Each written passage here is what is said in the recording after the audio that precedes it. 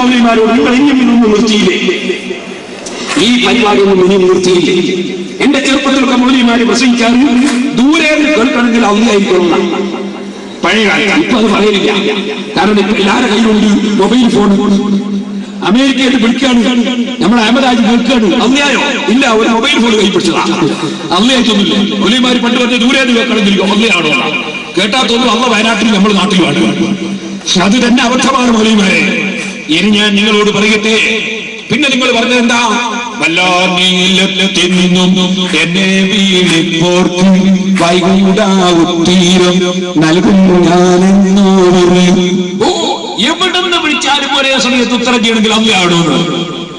എന്നാൽ ഞാൻ പരുത്ത് ദുബായിന്ന് വന്നിട്ടുള്ളൂ, ഒരാഴ്ചയുള്ളൂ. ദുബായിക്ക് ഞാൻ എന്റെ മൊബൈൽ ഫോൺ എടുത്ത് എന്റെ ഫോണിൽ എത്ര പൈസ ഉണ്ട് കാർഡിൽ ബാക്കി അറിയാൻ വേണ്ടി 121 അടിച്ചു 129. അപ്പോ എന്റെ മൊബൈൽ ഫോൺ എന്ന് പറയുന്നു നിങ്ങൾക്ക് 33 ദിർഹം ബാക്കിയുണ്ട്. അതേ സമയത്ത് ദുബായിൽ നിന്ന് ലക്ഷക്കണക്കിന് ആളുകൾ 121 അടിക്കുന്നുണ്ട്, 1, 2, 1 അടിക്കുന്നുണ്ട്. ഷാർജയിൽ അടിക്കുന്നുണ്ട്, ദുബായിൽ അടിക്കുന്നുണ്ട്, അബുദാബിയിൽ അടിക്കുന്നുണ്ട്, ഓർഫുഖാൻ അടിക്കുന്നുണ്ട്, സറാസത്തൈൻ അടിക്കുന്നുണ്ട്, എല്ലാ സ്ഥലത്തും അടിക്കുന്നുണ്ട്. മുജാഹിദ് അടിക്കുന്നുണ്ട്, സുന്നി അടിക്കുന്നുണ്ട്, ക്രിസ്ത്യാനി അടിക്കുന്നുണ്ട്, മാപ്പിളി അടിക്കുന്നുണ്ട്, മുസ്ലിം അടിക്കുന്നുണ്ട്. എല്ലാവരും 121 അടിക്കുന്ന എല്ലാവർക്കും മറുപടി എത്ര പൈസ ബാക്കിയുള്ളത്? ഒരേ സമയത്ത് മറുപടി അല്ല കമ്പ്യൂട്ടറാണോ? അപ്പോ ഒരേ സമയത്ത് മറുപടി കൊടുക്കണമെങ്കിൽ അല്ലയാകണം. നിങ്ങൾ ഇവിടെ പറഞ്ഞു നടന്നതല്ലേ ഈ ശാസ്ത്രീയ യുഗത്തിൽ വലിച്ചെറിയണ്ടേ നിങ്ങളുടെ ആശയം? അല്ലയാകണോ കമ്പ്യൂട്ടറായാലും?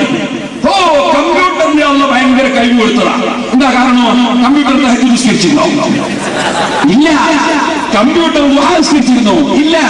അതേസമയത്ത് നലവേറും നൽപതിറ്റാണ്ടോളം സർവ്വമൗലിമാരെ മുഹീദ്ദീന്മാരെ ചൊല്ലിയിട്ടൊന്ന് മന്ത്രിക്കണം, എന്നാലേ നന്നാവുള്ളൂ. ഞാൻ നിങ്ങളോട് പറയട്ടെ, മുഹീദ്ദീന്മാരെയും പറഞ്ഞത് കണ്ടില്ലേ? ഈ നിസ്കരിച്ച നിസ്കരിക്കുമ്പോഴും ബാക്കിയുണ്ട്. ആ രൂപത്തിൽ ഒന്നോടുകൂടെ ജീവിച്ചു.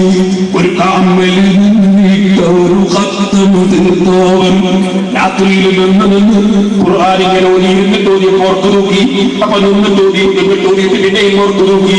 അപ്പോൾ പിന്നെ ഒരു കാലം പൊക്കി നിന്നു ഓർക്ക് വരാതിരിക്കാൻ.